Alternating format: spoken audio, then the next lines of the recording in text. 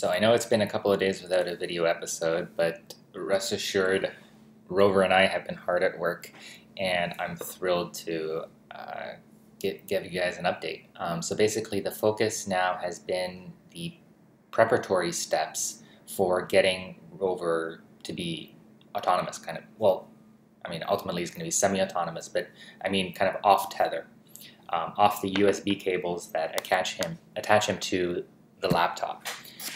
So basically, what that prerequisite is having the communication, the commands for ROVer to drive forward, what have you, come from something that is not directly attached to him.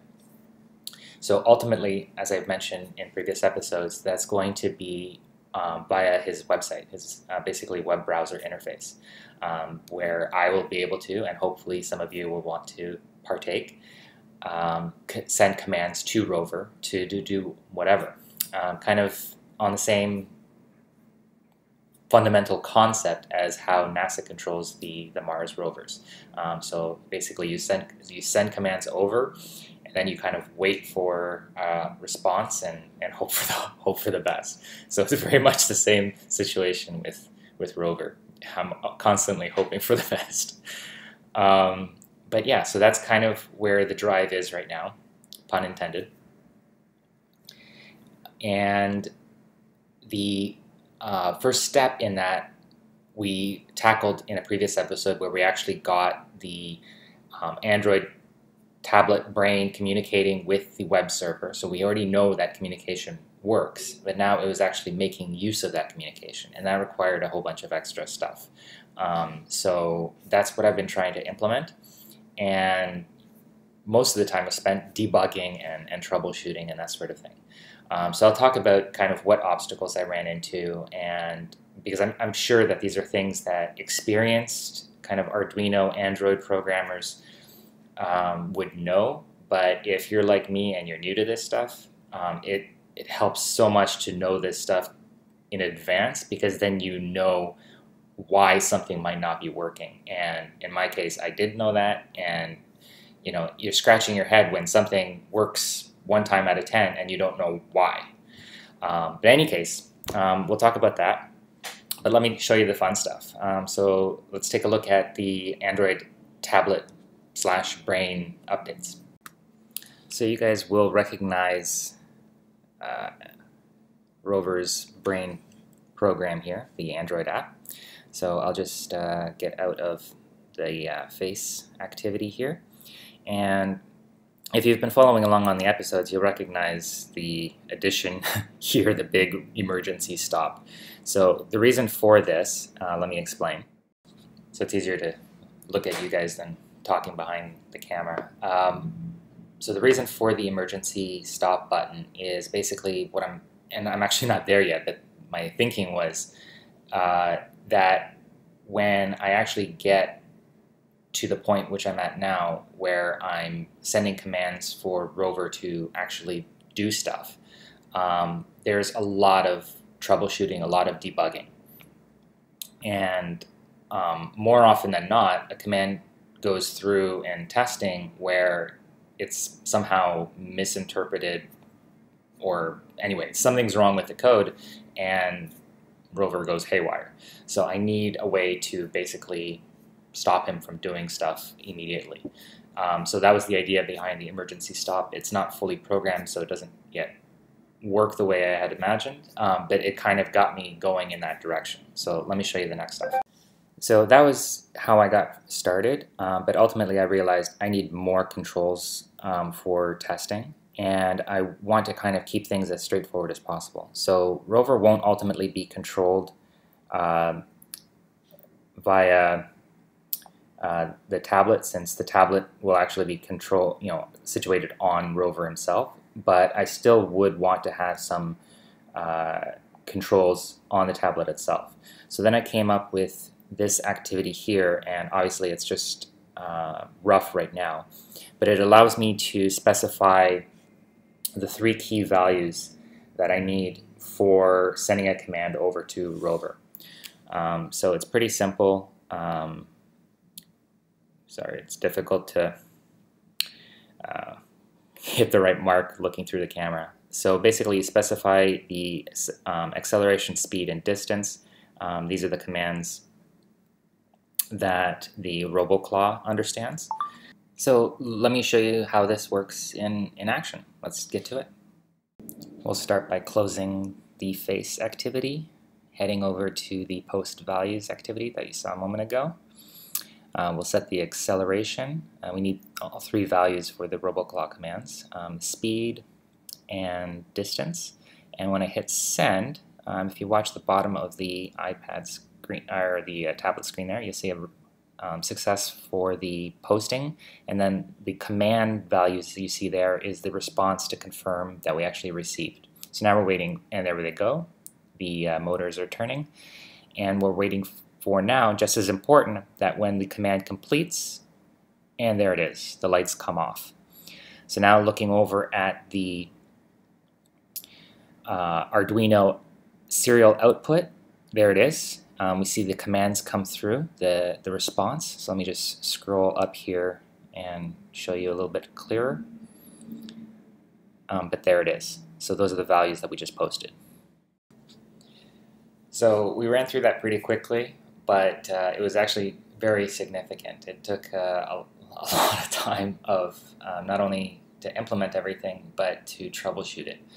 And one of the things that I ran into that was particularly challenging in testing was not quite understanding the way in which Arduinos communicate and why some things are the way they are. So a perfect example is the whole loop thing. So you know that when Arduinos run, they run through a constant loop. It's just iterating over and over and over the same code. Now, which is great in some cases and not in others. So a perfect example is how we send commands to ROVer for driving. So let's say we sent over a command that says drive at this speed for this distance. If you keep sending that command, it'll never end.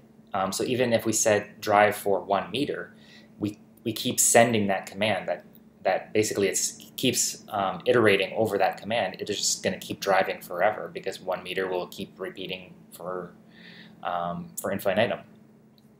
So we need a way to say send that command over to ROVer, have ROVer execute that command, and wait for the next different command, and not just keep repeating. And the challenge was that since the brain is an Android tablet communicating to the Arduino Mega ADK, which communicates in turn to the Arduino Uno, which in turn communicates with the RoboClaw motor controllers, there's quite a chain in the communication path. And each piece in the puzzle needs to get its commands from its parent and kind of in one way or another confirm receipt of those commands. And one solution that I found to somewhat simplify that process is to use the web server, which is actually going to be the main kind of control system for ROVer anyway, as the clearinghouse. So basically the Android tablet activity will post to the server and then retrieve that from the server before sending it over to the Arduino. It will confirm with the server that it's fetched that command. And the next step, I haven't quite gotten there yet, is to confirm with the server that the Arduino has received that command. And the reason for that is so that when the Android tablet is fetching its next command, it will only fetch the next command if it hasn't already seen the previous command executed. So another issue that I ran into was, for example, the different aspects, elements, pieces of the puzzle communicate at different rates, and something can get lost in that communication channel. So a great example was I ran into a situation where I was sending a command over to ROVer, and it was not executing. I mentioned at the beginning of this episode that I would send something over, and 1 time out of 10, maybe it's an exaggeration, maybe 1 time out of 3 it would work, and it wouldn't work the other 2 times. and I wasn't sure why that was happening. Was it, you know, a bad wiring connection? I had done so much wiring. You know, there's a lot of wiring done. So I wasn't sure where that loose connection might be, whether it was physical or metaphysical. But what I realized was that if I kept on trying to repeat that command, so for example, as you saw on the Android tablet, if I keep kind of hitting the send button, it actually did get through. So it wasn't that the command wasn't getting through, it just wasn't getting through at that kind of iteration. So if I tried again, sometimes it took a second, sometimes it took a third attempt, it did get through, it did get executed correctly, and everything worked out, confirmation back from ROVer via the Arduinos and everything. So basically what I need to do is assign kind of a command ID, for example, where the Arduino will report back that yes, we've received and executed, you know, such and such a command, give me the next command. So that basically the Android tablet will keep pushing that command over to the Arduino until it receives a confirmation that it's successfully been executed. So that's kind of the next element that I need to get through. It's critical for the long term. It's not critical for the present. Basically, as you can see, everything is actually working. It's functioning. The commands are getting through and everything. So that's fantastic. It's a huge relief. This last piece of the puzzle for this aspect of it is pretty important, just so that it's reliable.